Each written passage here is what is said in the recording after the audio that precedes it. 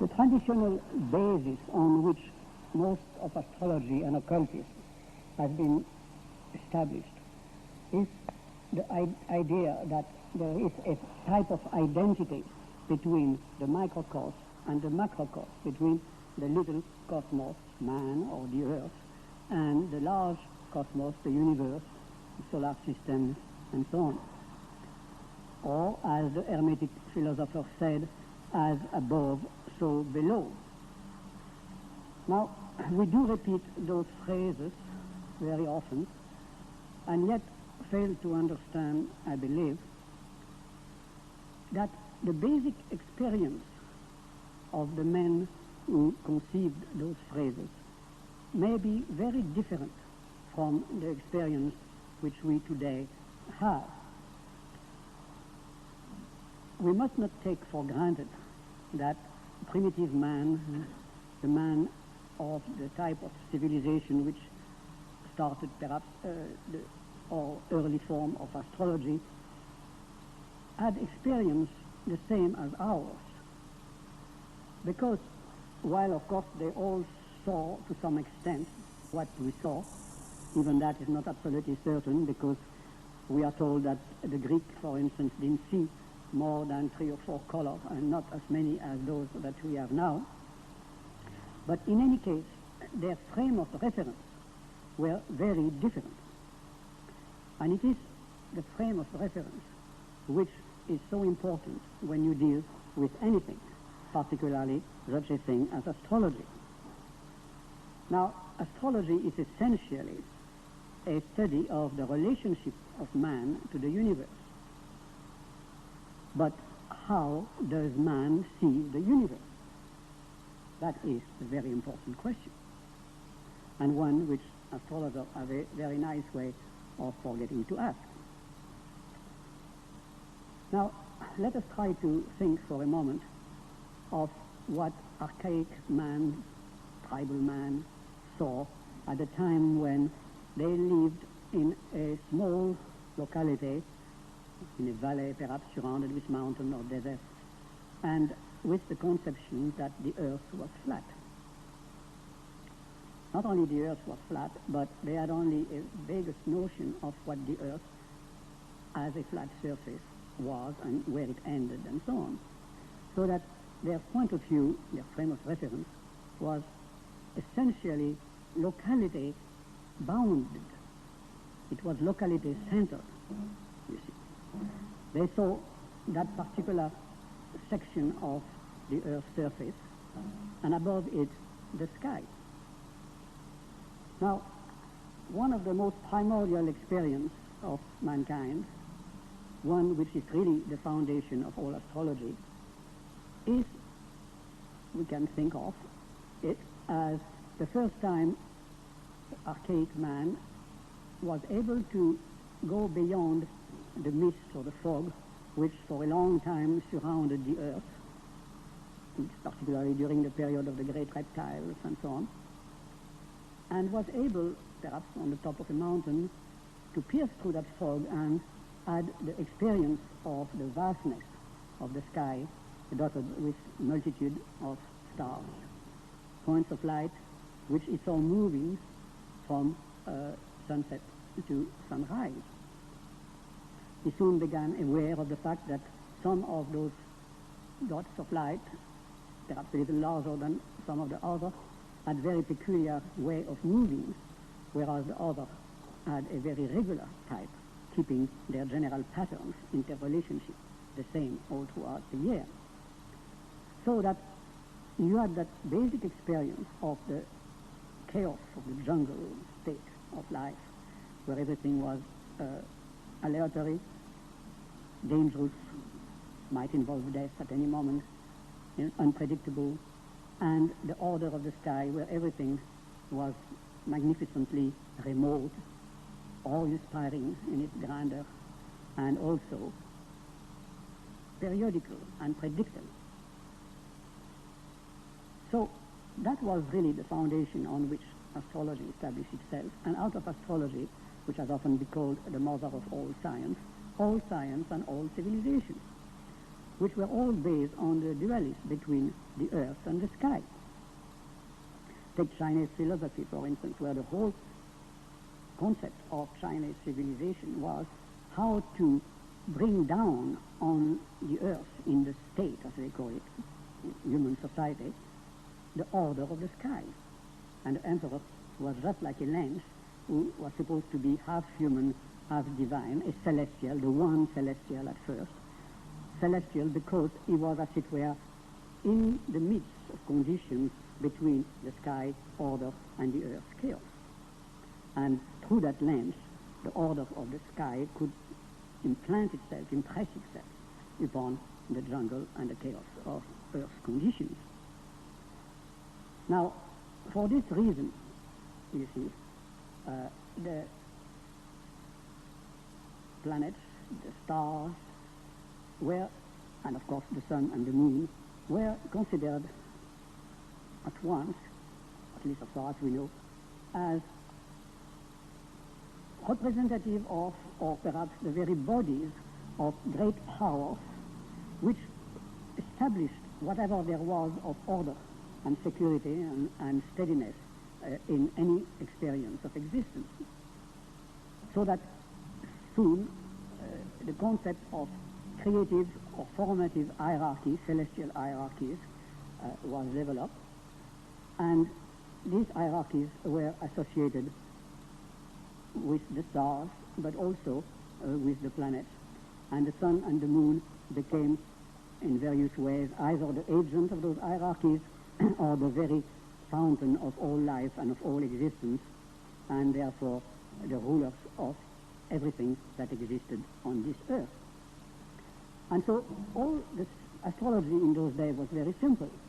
You took note of what was rising in the east, culminating at the more or less the zenith or south, and reaching setting in the west. And so very likely that section of the day in which there was visible sky and light was divided into probably 4 sections, and by contrast the period of invisibility, the night, was also divided into 4 sections, and you had what probably were the first system of houses or watches, the eightfold kind of pattern. And all what was important was to measure the time and at which those stars or planets or sun and moon were rising, culminating, and setting, you see. The sun and the moon were considered as the bipolar life force, and all the cults of fertilities, which were basic in agricultural societies, were related to the worship, if you want to put it that way, of the sun and the moon. Now, the thing which is important, you see, is that in such a type of cosmology or approach of man to the cosmos, there was not in any way any equivalence between so-called a microcosm or macrocosm. It was not as above, so below.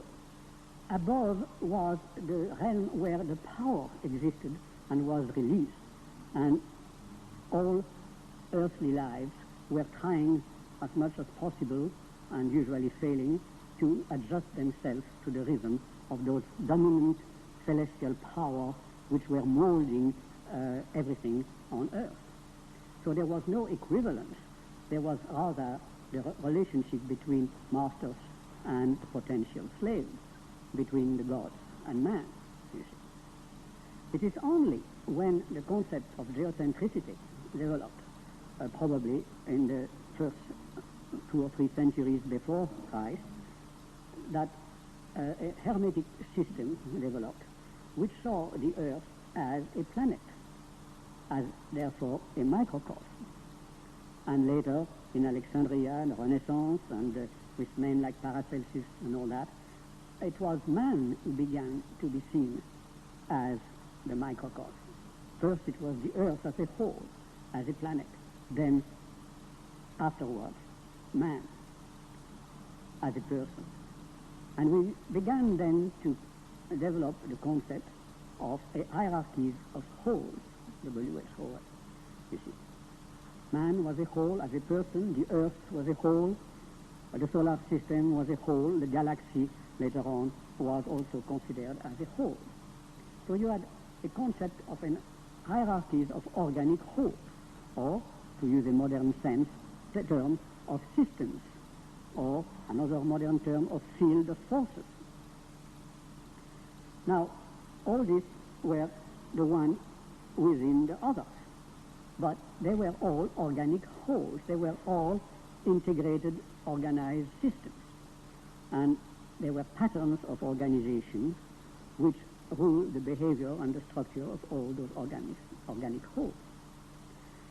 Now, that means that man began to realize that every system of organized activities, closed, more or less closed systems, has a structure, and it has also basic functions, which are essentially and abstractly the same in every system, whether it is a small system or a large system.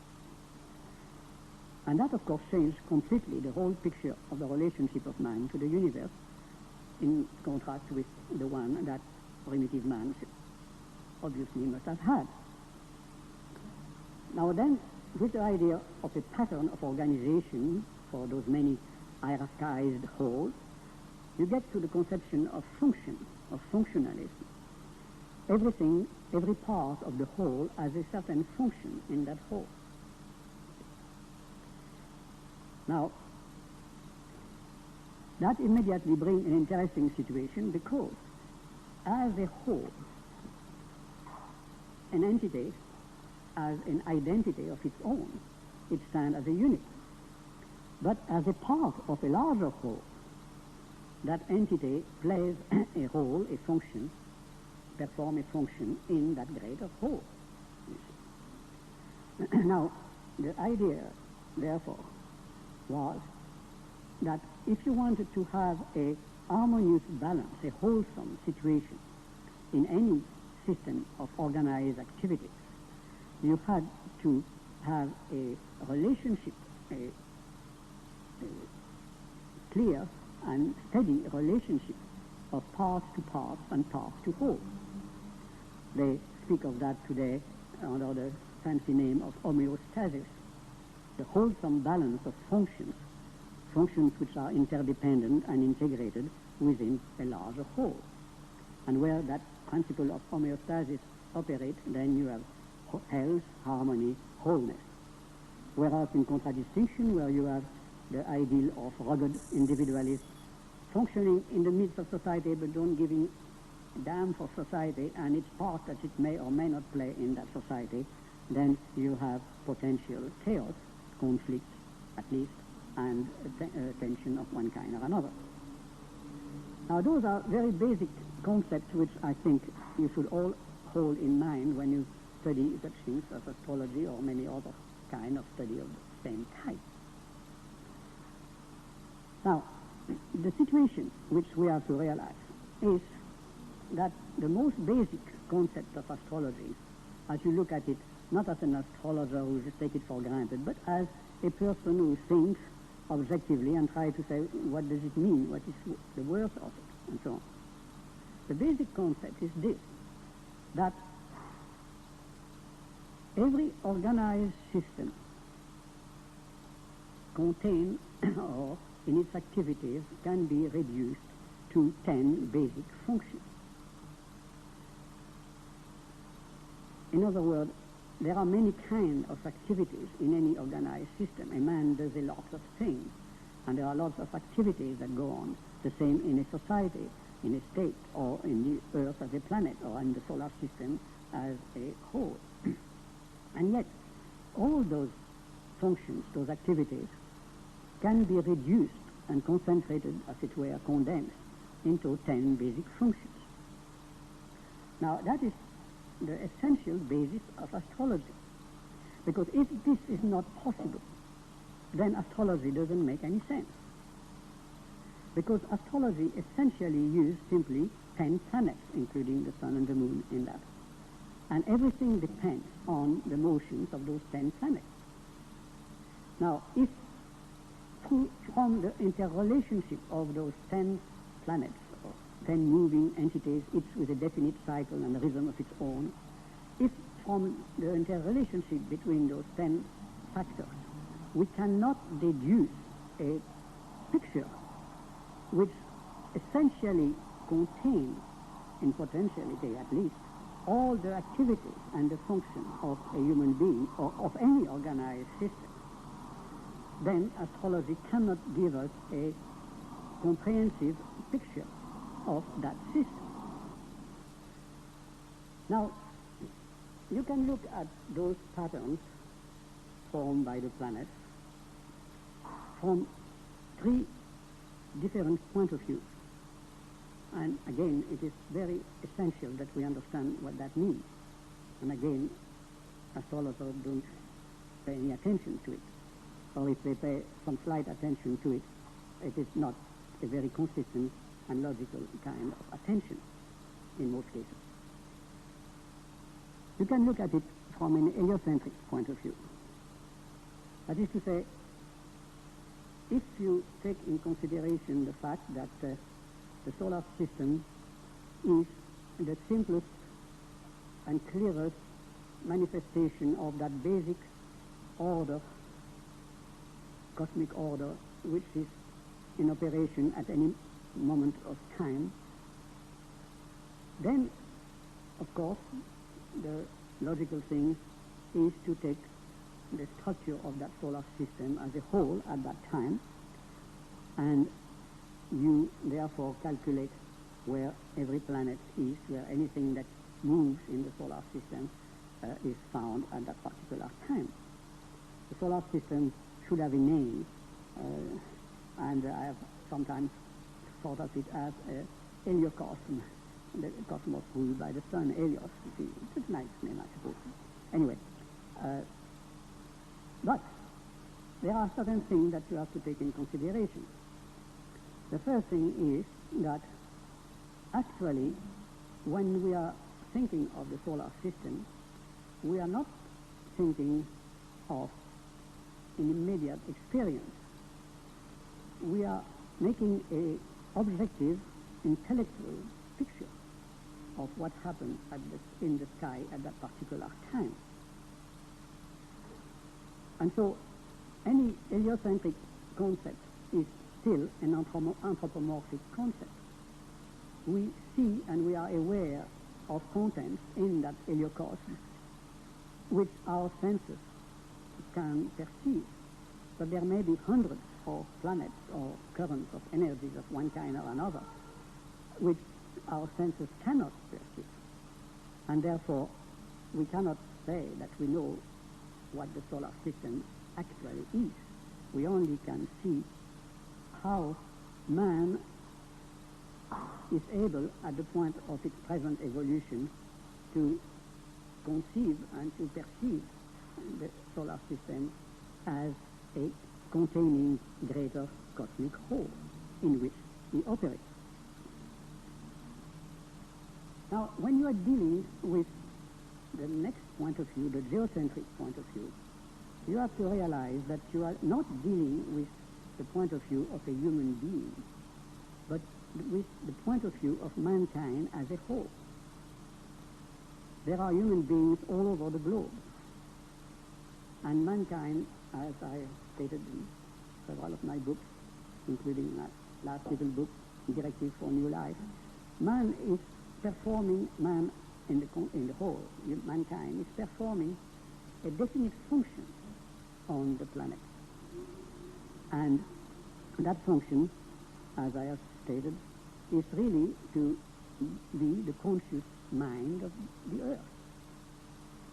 Teilhard de Chardin, the great French philosopher, come to a somewhat similar idea with the idea of the noosphere, an idea which was, I think, first mentioned by a Russian scientist. And then there are also ideas of Dr. Oliver Reiser, an American philosopher of great vision, who speaks of the world sensorium, humanity being the brain of the earth. When humanity is going to be truly integrated and organized. What we can say is that it is man's function on this planet to bring to a conscious state, a reflective, clear, objective state of consciousness, every activity which is able to come in touch with on the planet. And it is because man has a remarkable capacity to adjust himself, adapt himself to all conditions on the surface of the earth, and even above the surface of the earth, and perhaps below the earth and the sea, that he is able, you see, to extract from the activities of other entities which he experiences meaning, significance, order. And that is the task of mankind as a whole, just as it is the function of our brain and our nervous system to bring all the activities of our functions, our organs, and all that what our senses perceive to a state of clear and interrelated consciousness, and to create out of those interrelationships concepts, ideas, language, and whatnot. You see. Now, when you are dealing, therefore, with geocentricity, actually you are dealing with the relationship not of a man to the universe, but of mankind to the universe. That is to say, with human nature as a whole. It's the generic, planetary nature of the human species. So that when you are dealing with a kind of astrology which takes in consideration purely geocentric factors, when, for instance, you have birth charts in which the horizon is not the real horizon of a particular person on the surface of the earth, but a line which passes through the center of the earth, you are dealing with the earth as a whole. And therefore, you are dealing with mankind as a whole, but not with a particular individual person. And so you have the third approach, which is necessary. The moment you are no longer entirely and solely concerned with human nature in the whole, but with a particular person having its own particular individual nature. Now, human nature remains the foundation of that individual person, but the foundation is not the superstructure, you see. And so what the birth chart should actually definitely express in algebraic symbols, as it were, is how this individual person relates himself as an individual to the solar system and the universe also. That means a number of things which I have stressed in many booklets and books, and which refers to what I call person-centered astrology.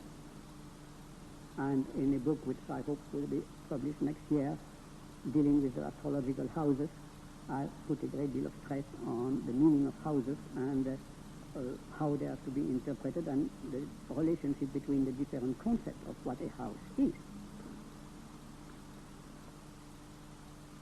Now, when you deal with the zodiac, you are dealing with a purely geocentric point of view, because you are dealing with the frame of reference really actually around the planet, or the aura of the planet.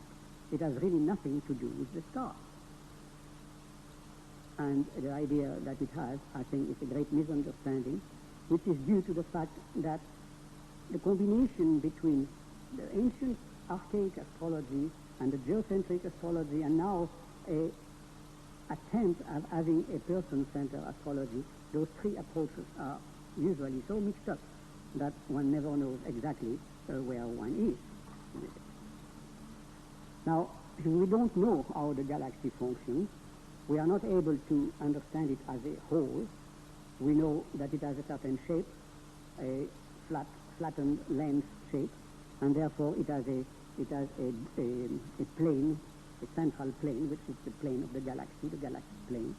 And the planetary system also of the sun, more or less the planet revolves within a few degrees of latitude on either side of the ecliptic, so that you have there flattened disks which actually operate like the face of a clock. And on the face of that clock, you have 10 hands of the clock, the 10 planets, which move each at a different speed. And what the birth stars tell you is, at any moment, the relationship between those 10 hands, which we associate with the 10 basic functions of any organized system of activities.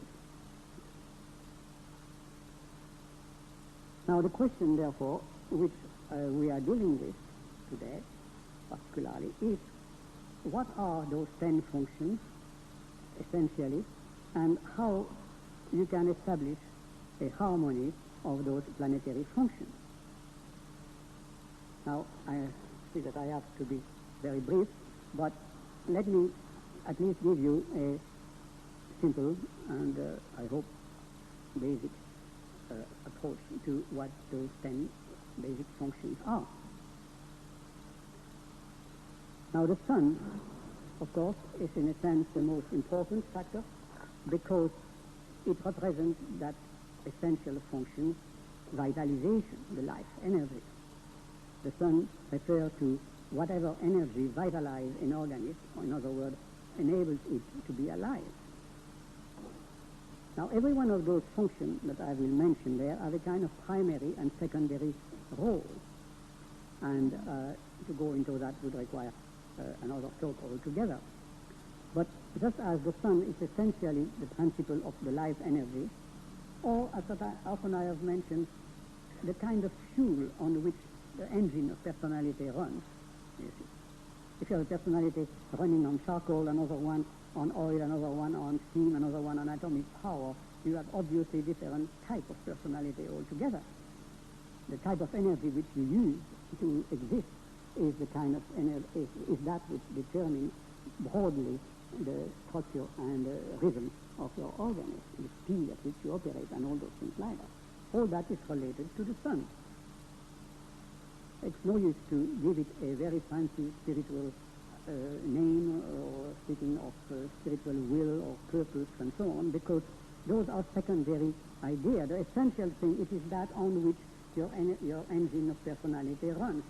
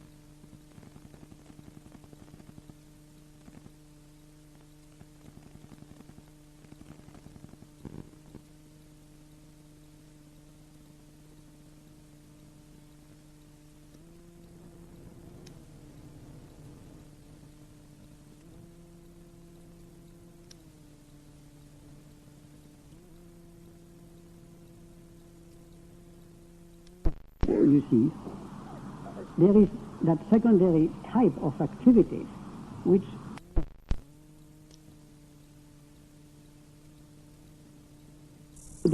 but also, you see, there is that secondary type of activities which refer to the fact that there are constantly elements which can help the repotentialization of a system of activity which has fallen down short of vitality. And so in a certain sense, anything which deals with the repotentialization of a system of activity also can be related to the sun. Then you have the moon.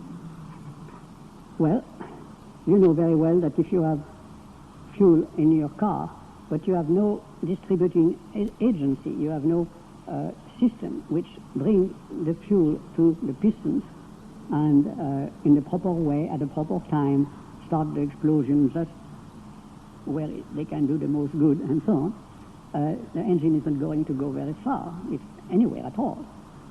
So in a certain sense, the moon represents the distribution or the circulation of life energy.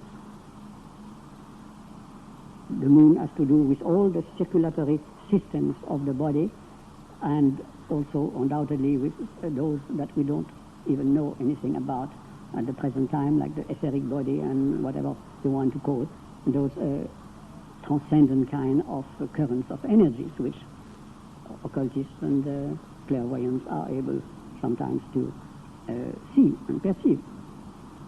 But also the moon has a secondary function, which is an expression of the first, which is the function of adaptation to an outer environment.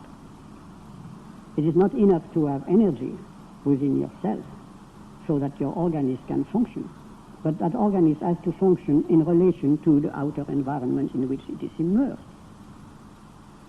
And therefore, it has to adapt the energy to the need of that particular moment.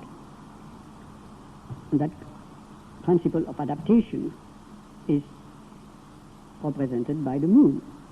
And the moon symbolizes the mother because at the beginning of life, at least of human life, the child is perfectly helpless and cannot adjust himself to his environment or to the need of his own organism without the mother, which circles around his cradle, as it were, taking care of all his needs. And of course, this can be very nice for the child, and he may like it so well that when he finds himself with the mother circling around, he begins to yell, and later on he may develop a mother complex, that is to say, a complete dependence on that outer projection of the function which any human being, any organism has to develop by and within himself. So that the moon is the function by means of which any living system can adjust itself, adapt itself to its environment, so as to have a maximum of pleasure, minimum of pain, and optimum condition of growth. Now with Mercury, you get to a function which is very essential, the function of communication. There must be communication internally between the different parts of the whole, but there must be also a communication, an external communication with the outer environment. And so you have the different type of nerves, the afferent and efferent nerves. You have whatever it is which enable the organism to perceive its environment, to see where he fits in it, and in other words, also provide the knowledge and the cunning in many cases at first, and then the intelligence, which enables that organism to play its function within the total environment of the planet. So you have a different kind of nervous system, which in turn are at the transcendent level become the capacities of the intellect to associate, to generalize, to abstract whatever is brought to the consciousness by the senses. and also by the inner communication of those nerves which link together the different parts, the different organs of the human body. Then with Venus, we deal with a type of function which has been, I believe, very much misunderstood because of its popularization and sentimentalization. When the organism is faced with a certain situation which is able to perceive through its various senses, or its perhaps beyond its senses, intuition, its feeling, the organism as a whole reacts at once to all what the nervous system brings to the brain, you know, and it has to, the organism as a whole has to pass a judgment, almost instantaneous judgment. Is it good for me? Is it bad for me? Can I proceed? Must I withdraw? Can I go ahead? Can I run towards, or can I fly away from? This is a feeling judgment. It is really a judgment because the organism as a whole decide whether the things will help its status and growth as an organism or whether it will injure it. Now, the result of that judgment is immediately transferred to another function, the Mars function, which is then mobilized for action. You fly away from or you run toward the things which you have evaluated as being bad or good, healthy or unhealthy. Now, Venus has nothing to do specifically with love whatsoever. It has to do with the feeling judgment of whether you should love or you should hate. You see. It just tells you what kind of a response that organism as a whole, and when I say you, you is even hardly there. The organism as a whole responds to the confrontation in a particular way on the basis of a judgment of value which it has established. And that can be just as well love as it can be hate, attraction as well as repulsion.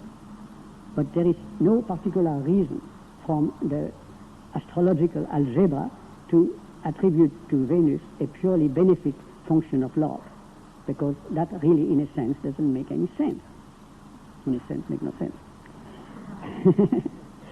Now, the Mars function deals with the mobilization of energy, and therefore it deals with anything which refers to the muscles, because any emotion, any movement that the body as a whole makes implies the operation of the muscles.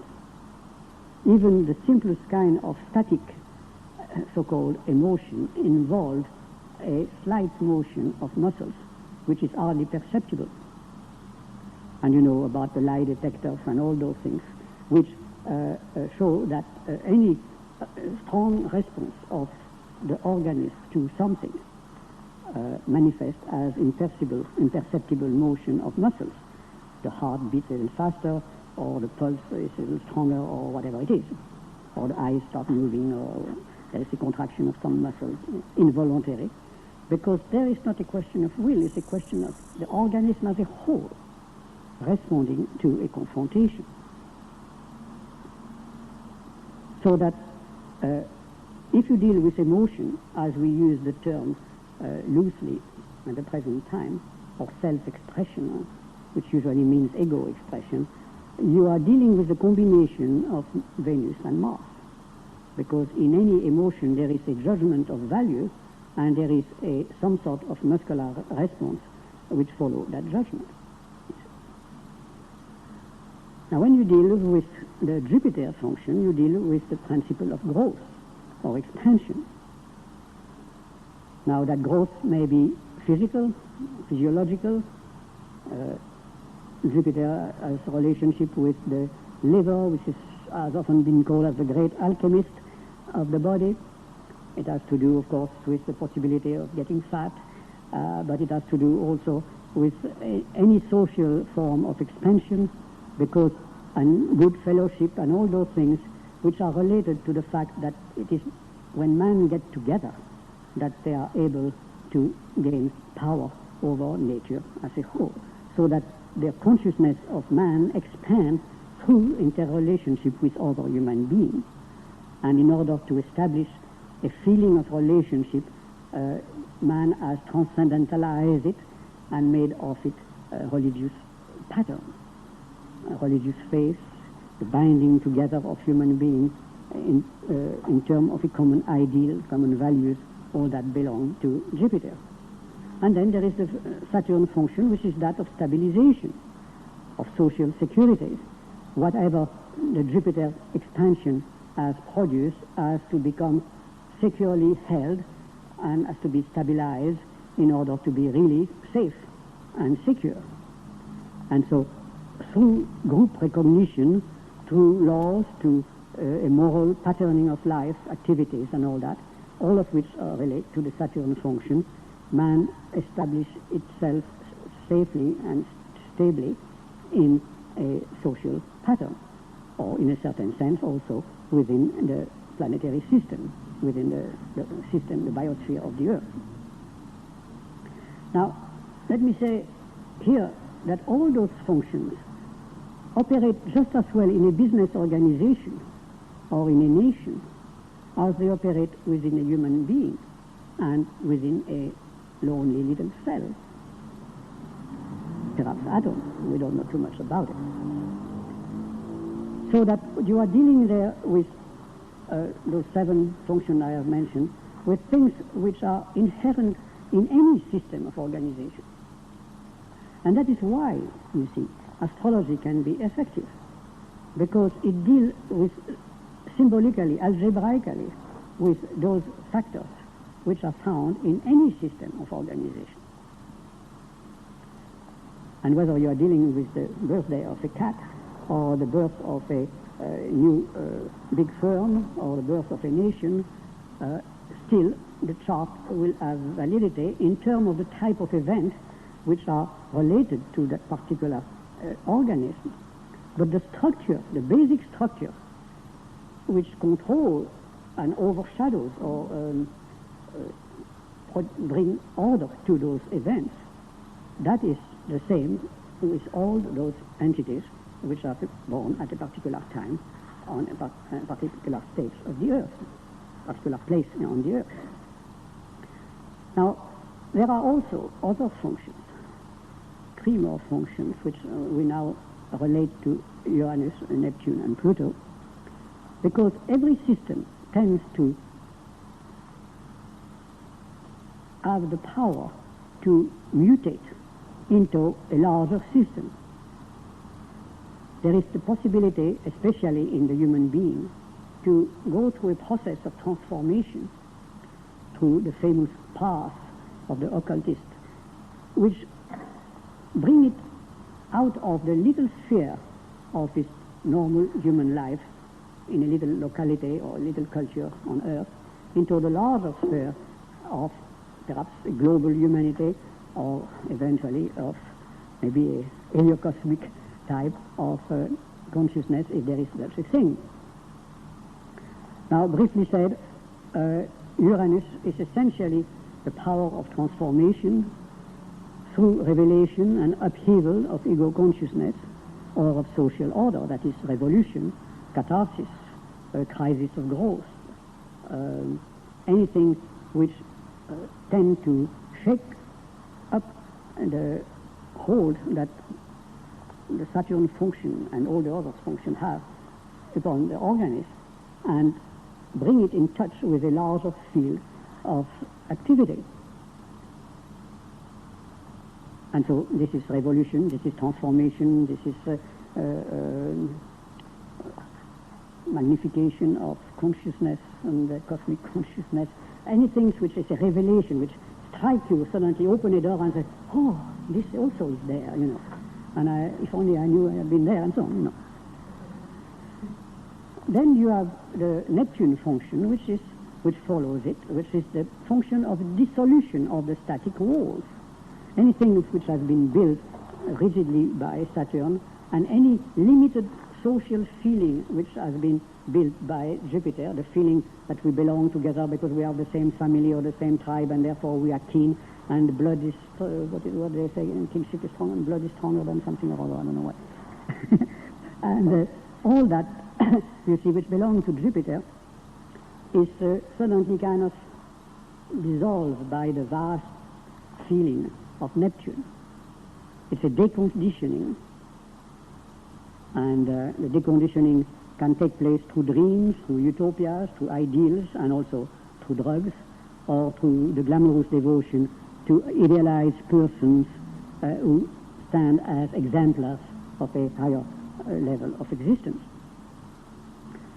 And then in Pluto, this Pluto that so many people are so interested in at the present time for some reason, you have really the function which you can call the function of reduction.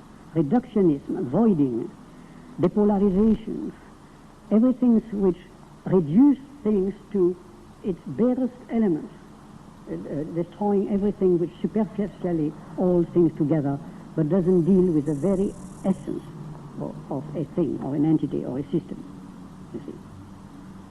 So you have a depolarization, you are depolarized, you are deconditioned, you are reduced to the barest things, and of course it's usually not a very pleasant situation, and therefore there is a tendency to want immediately to regroup into some new kind of units. But the regrouping which is involved with Pluto is a regrouping or an integration which operates under the principle of fear and ego power.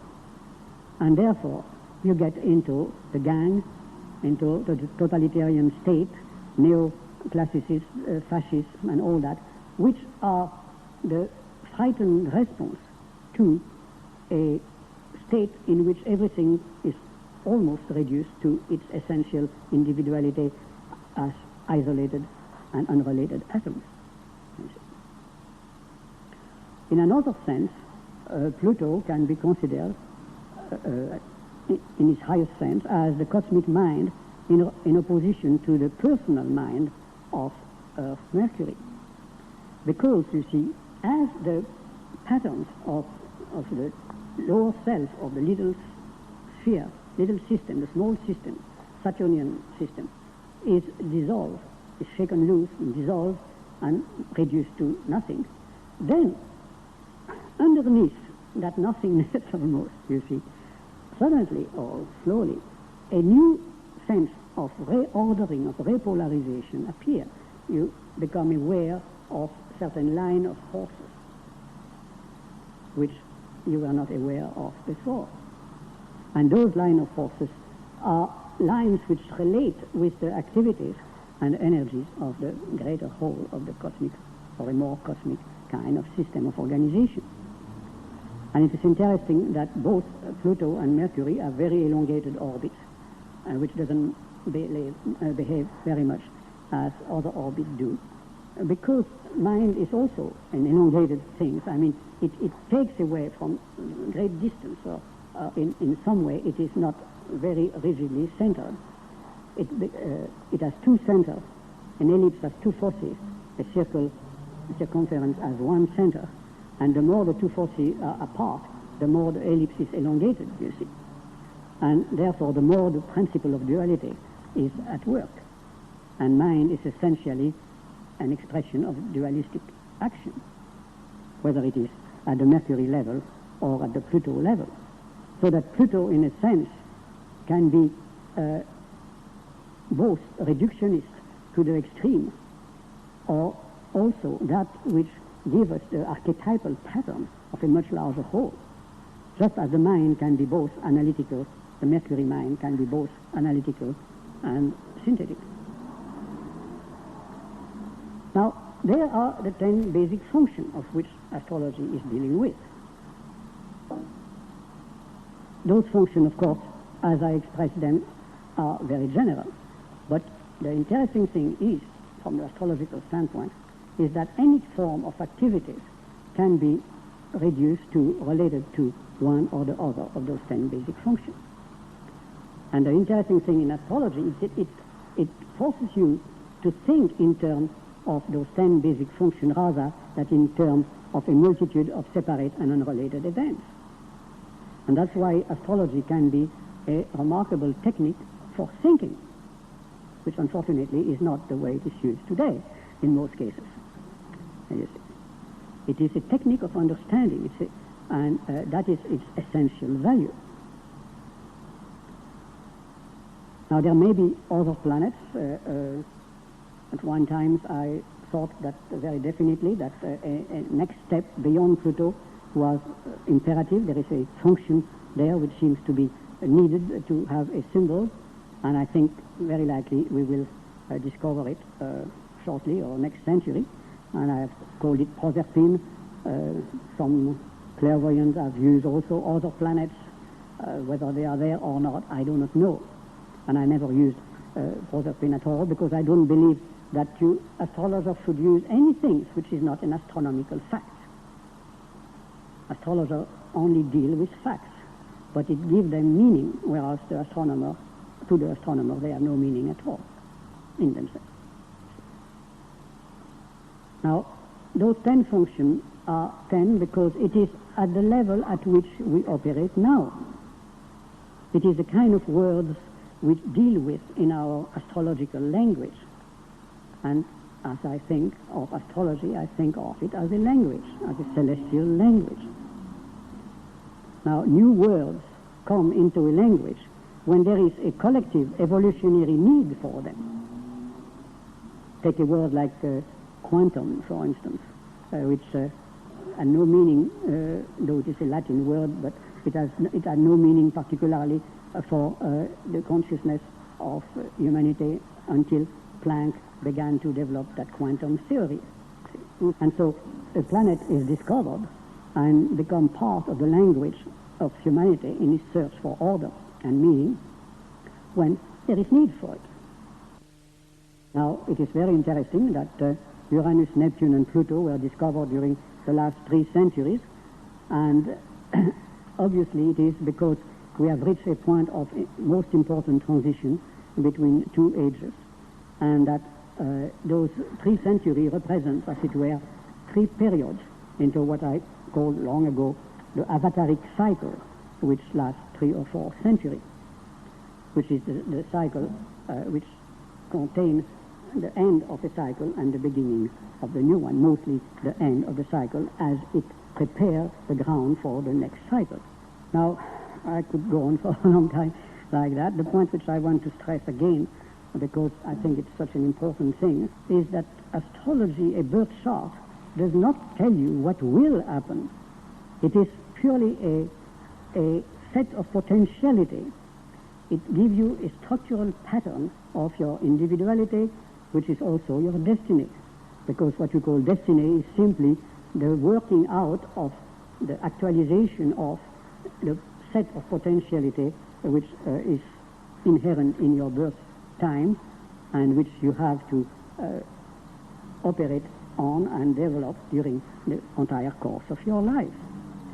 Now, what the astrological chart and the progression and transit and all that will tell you, especially the birth chart and the progression, is how to best use any event that you meet in the process of actualization of your basic birth potential. It doesn't deal with events, it deals with your capacity to fit those events into your destiny, into your process of self-actualization. It tells you where any event belongs to within that whole schedule of growth. It tells you where everything fits within your life. If you have this and this contact, if you have this accident, if you have this success, if you have that other thing or another. Astrology, by pointing to what happened at a certain time and in relation to your birth chart, can tell you what is the meaning of that particular phase of your growth. I don't use even the term event, but the phase of your growth at that particular time. And that can be extremely valuable. Because if you see a tragic event as a tragedy which blights your whole life, it's very different as if you see that event as something which was necessary as a prelude to greater growth. And so you can change completely your past by changing the memory of the events from haphazard tragedy to ordered phase in a process of growth. Now, every function is valuable. There is no planet which is less good or bad than any other planet. Every function is valuable. Every voice, every planet is like a voice in the polyphony of a motet which represents the total person. Evil is merely the result of misuse, abuse, or failure to use. And be sure that the sins of omissions are, in most cases, more serious than the sins of commissions, because it's what you fail to do at the proper time which usually force you to do all sorts of things which you call bad or destructive. And so, if you see as the solar system and your chart and the motions of those planets and all that as a complete pattern of the totality of your being in a dynamic process from birth to death, then you get the concept of plenitude, the concept of fullness of being, the sense of purpose, the sense of having to fulfill your dharma, the truth of your being. And the wise man does not rule his stars, but the wise man lives to the fullness of the harmony which the planets represent in his birth chart. It is a specific type of harmony. It is an individual harmony, but it is harmony just the same. And the wise man is not above the functions and life energy, but is the harmonic wholeness of it. And so the goal is, if you want to put it that way, to live as a solar system. Thank you very much.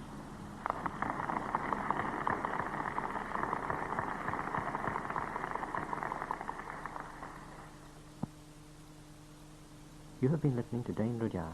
For a current catalogue of books and tapes by Rudhyar, write to the address on this cassette.